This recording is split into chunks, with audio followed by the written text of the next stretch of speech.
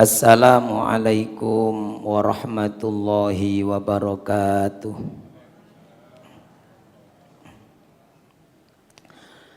Bismillahirrahmanirrahim. Alhamdulillahi rabbil alamin. Wassalatu wassalamu ala sayyidina wa maulana Muhammadin wa ala alihi wa sahbihi ajmain, amma ba'du. Para hadirin, para jamaah rahimakumullah, monggo kita mulai ngaji dengan baca Al-Quran suratul Fatihah. Semoga apa yang menjadi hajat-hajat kita, doa-doa kita diijabah oleh Allah Subhanahu wa taala. Yang kesulitan di antara kita diberikan kemudahan, yang sakit-sakit di antara kita diberikan kesembuhan oleh Allah Subhanahu wa taala.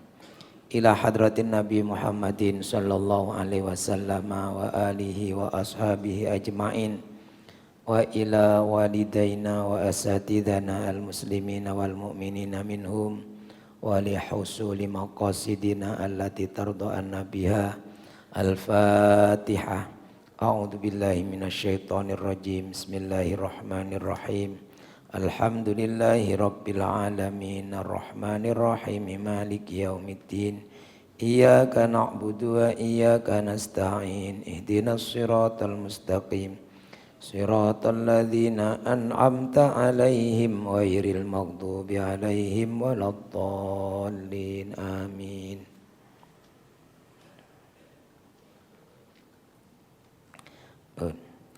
Bismillahirrahmanirrahim.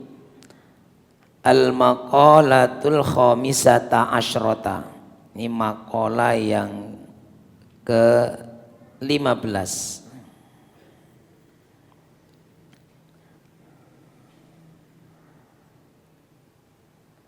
Su'ila ba'dul hukama'i. Su'ila telah ditanya. Siapa? Ba'dul hukama'i, sebagian dari hukama, para ahli hikmah, ulama, dokternya hati. Jadi hukama itu adalah ulama spesialis hati, ya.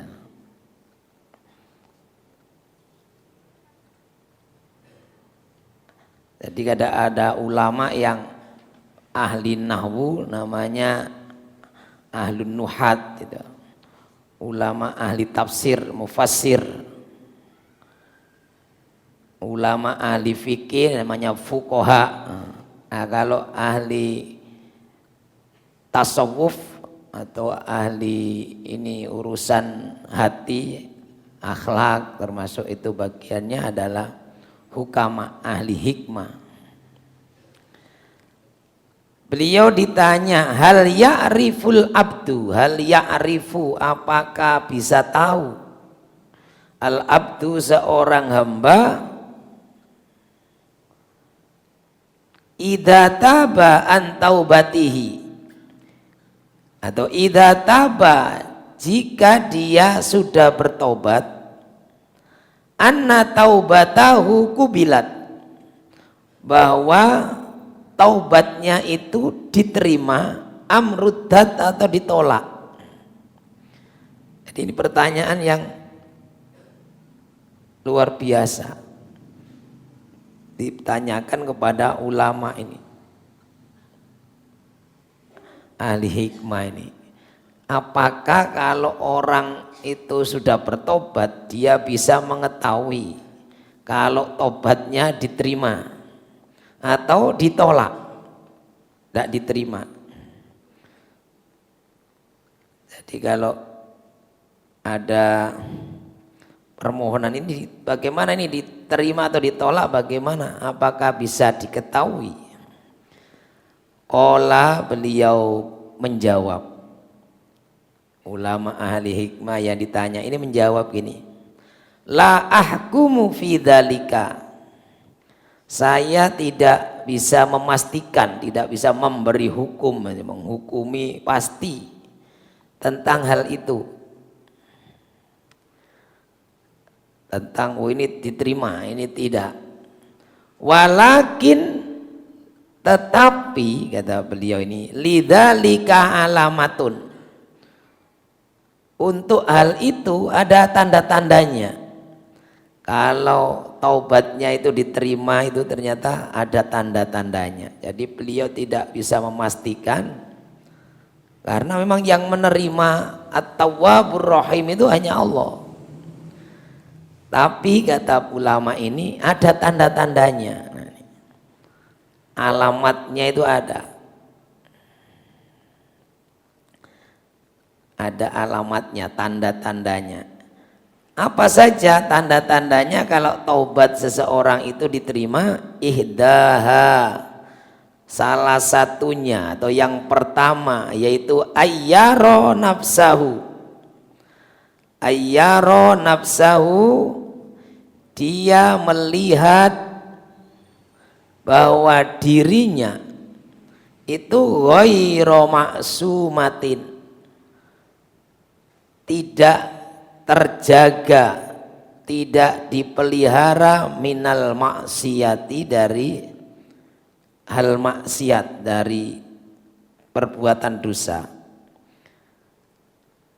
Yang pertama bahwa dia merasa, dia yakin bahwa memang dirinya ini bukan orang yang maksum. Maksum itu yang terbebas dari dosa.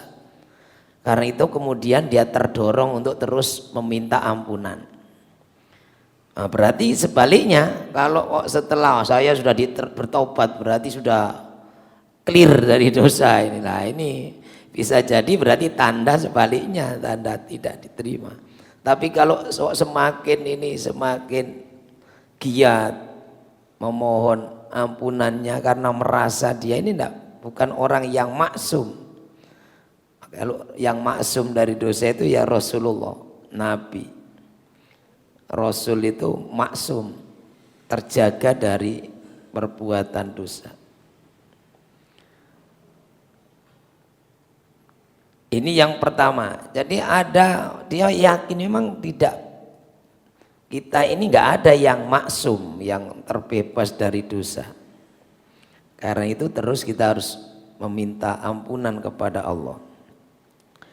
Yang kedua, wasaniyatu. Yang kedua yaitu wayaro fi qalbihi, dan dia melihat, yaro itu melihat, tadi juga bisa bermakna mengetahui, juga bisa menyadari. Dia sadar, dia mengetahui bahwa fi qalbihi al-faraha. Dia mengetahui dalam hatinya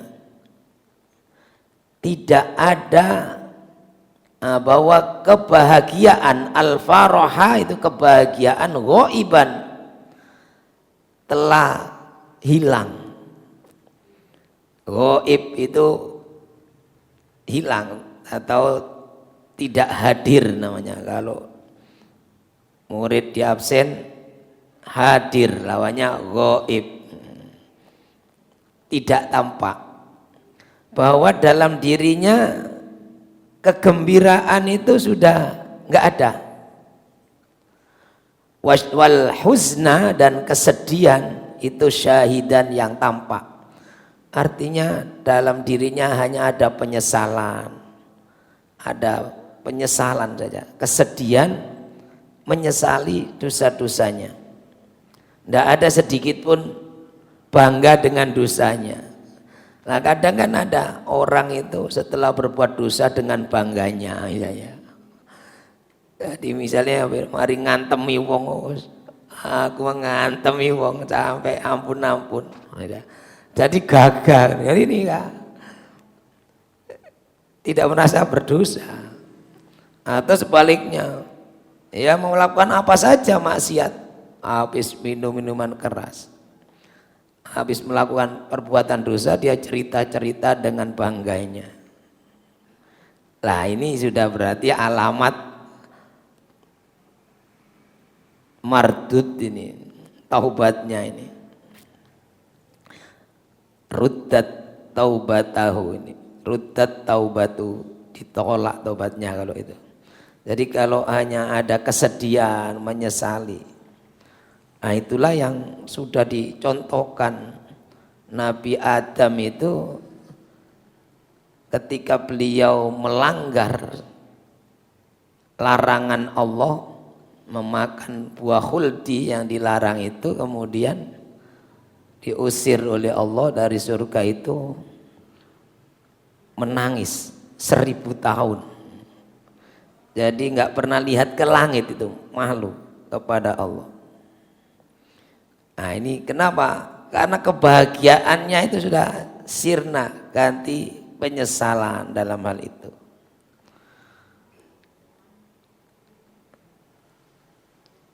Termasuk Nabi Nuh. Nabi Nuh itu merasa berdosa juga. Setelah mendoakan umatnya agar dibinasakan oleh Allah, yaitu setelah peristiwa itu Nabi Nuh ya bersedih, menangis terus. Bahkan sampai akhir ayatnya beliau kalau ingat itu ternyata gegabah mendoakan kaumnya itu. Akhirnya karena doanya Nabi Nuh kan begitu. Rabbi la tadhar alal ardi minal kafirina dayyara. Ya Allah, jangan biarkan yang kafir-kafir ini menghuni bumimu. Bersihkan, sterilkan bumi dari yang kafir.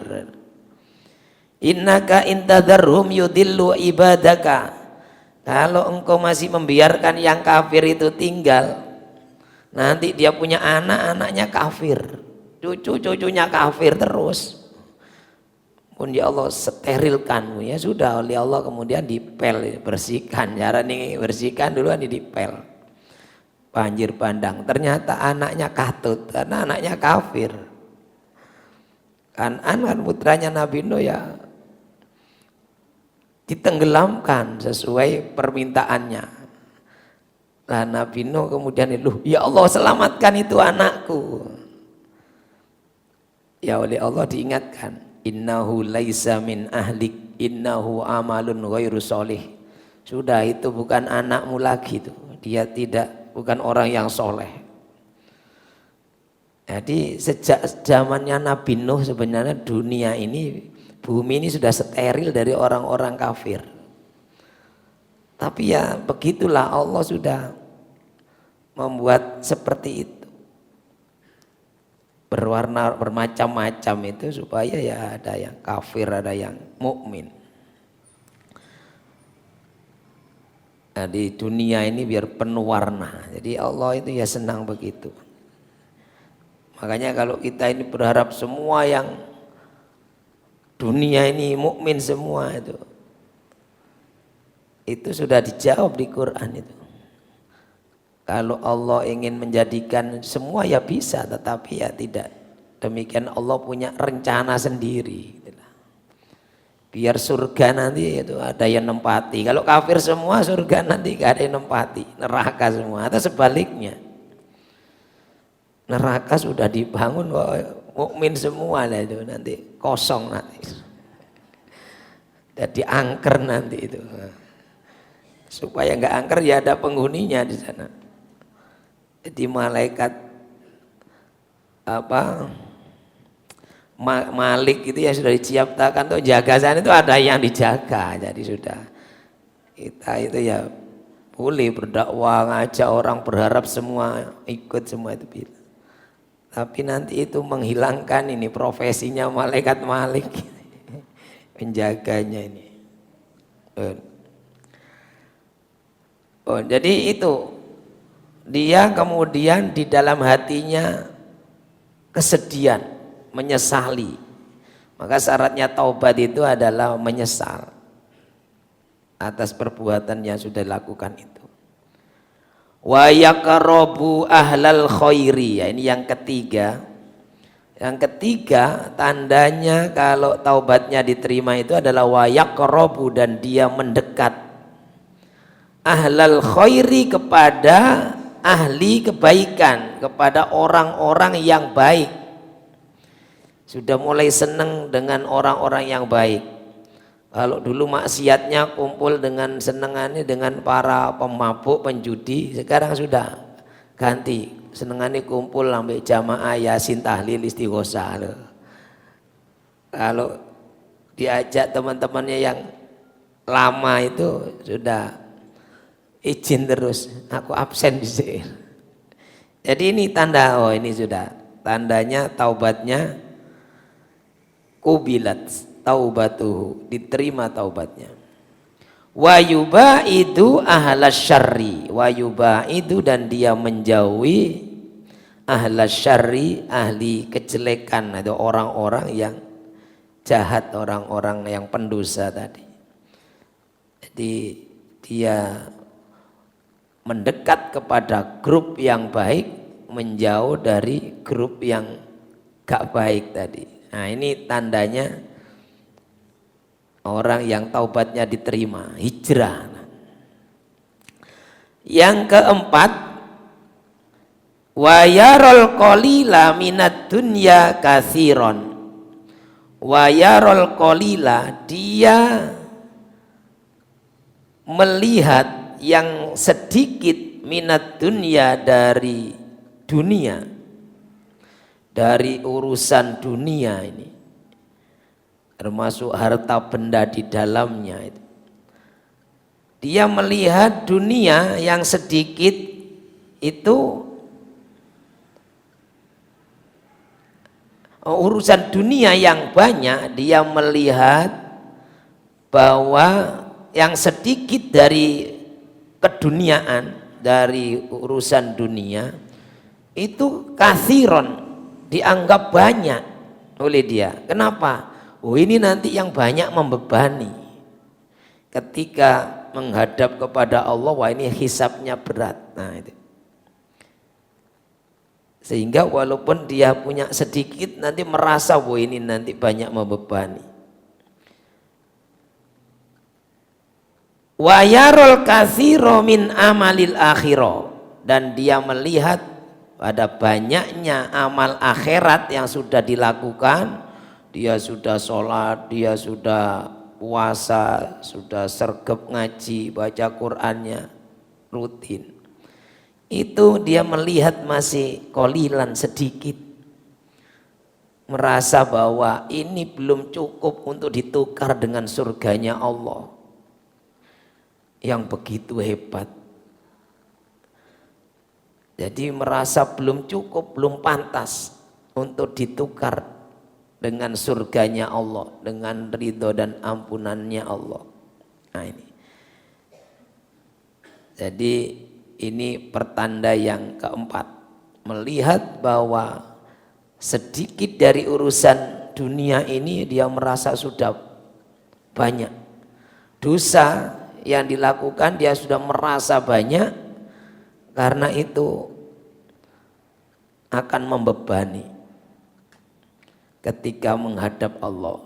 Sementara dia merasa bahwa amalnya yang mungkin menurut orang sudah banyak, sudah rajin, tapi dia merasa sedikit karena perjalanan menuju surganya Allah masih jauh. Jangan-jangan ini pakai transportnya, ongkosnya ini belum cukup gitu.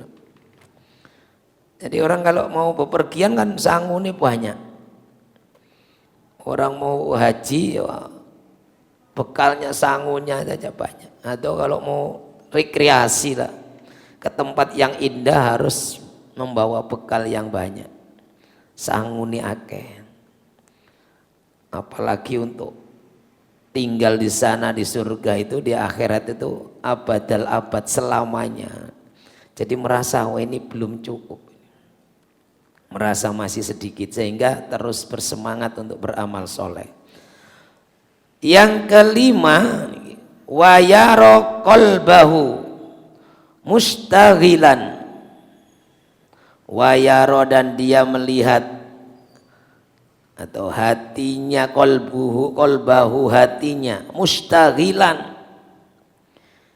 sibuk, bima dumina minallahi ta'ala, dari yang sesuatu, terhadap sesuatu yang telah dijamin oleh Allah Subhanahu wa ta'ala. Farighon,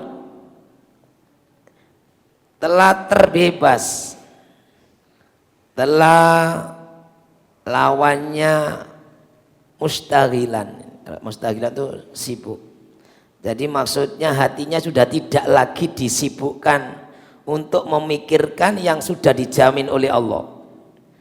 Jadi farighon amma dominallahu ta'ala minhu. Jadi hatinya tidak lagi disibukkan oleh hal-hal yang sudah dijamin oleh Allah. Farighon itu sudah dikosongkan.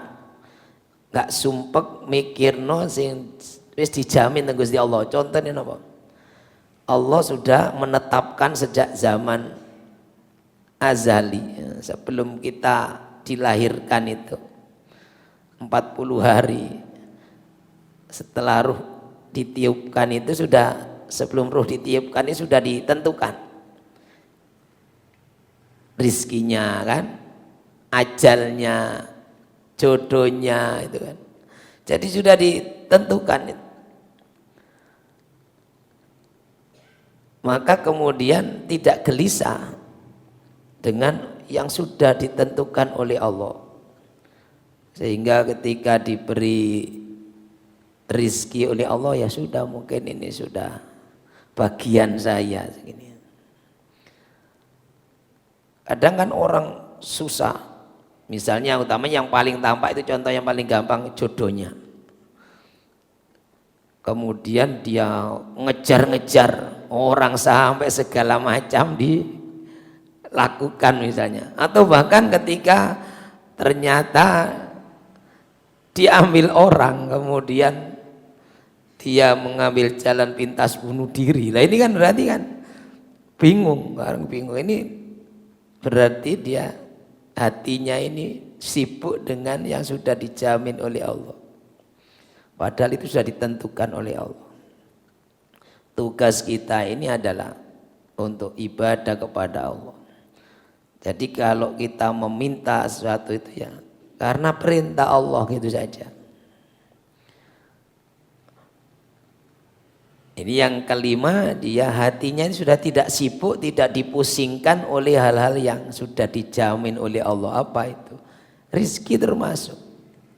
Maka yang digelisahkan adalah mendapatkan ampunan Allah. Ini kan gak dijamin. Jadi yang dimohon ampunan Allah, rahmatnya Allah, kasih sayangnya Allah. Tapi kalau mati, rizkinya, jodohnya dia saidun, sakiyun am saidun, dia nanti celaka atau bahagia lah ini. Nah, ini tidak disesalkan lagi, tidak disibukkan untuk itu. Yang penting tugasnya adalah ibadah kepada Allah. Wa yakunu hafidul lisani, ini yang ke-6, karena 6 perkara ya. Yang ke-6 yaitu wa yakunu hafidul lisani, dia menjadi orang yang menjaga lisannya. Daimul fikrati lazimul ghammi wan nadamati, dia menjaga lisannya senantiasa bertafakkur, lisannya selalu berzikir, selalu mengingat Allah, dan lazimul ghammi wan nadama, selalu menyesali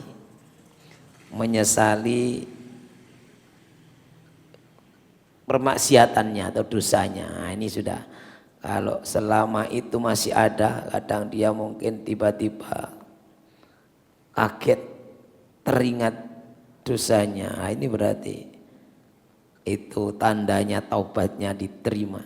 Kalau sudah merasa bebas lah, ini clear dari dosa, ini bisa sebaliknya, bisa ruddat. Jadi ini jawaban ulama tadi. Jadi ini bukan hadis, ini makolanya ulama ahli hikmah yang memberikan tanda-tanda alamatnya taubat itu diterima apabila ada 6 ini tadi. Merasa tidak bebas dari dosa, bahwa kita ini orang yang gak bebas dari dosa, karena itu harus terus beristighfar.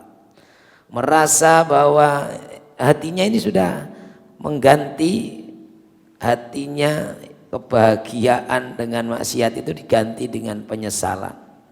Menyesal atas dosa-dosanya, mendekat kepada orang-orang baik, merasa bahwa amal baiknya ini masih kurang. Kemudian sudah tidak gelisah, tidak pusing dengan hal yang sudah dijamin oleh Allah. Kemudian yang terakhir tadi, menjaga lisannya selalu berzikir, lisannya selalu mengingat Allah dan senantiasa menyesal atas dosa-dosanya. Demikian, mudah-mudahan ada guna dan manfaatnya.